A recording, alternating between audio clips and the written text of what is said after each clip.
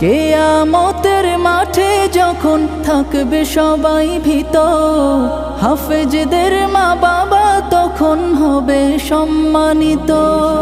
কিয়ামতের মাঠে যখন থাকবে সবাই ভীত, হাফেজদের মা বাবা তখন হবে সম্মানিত। তাদের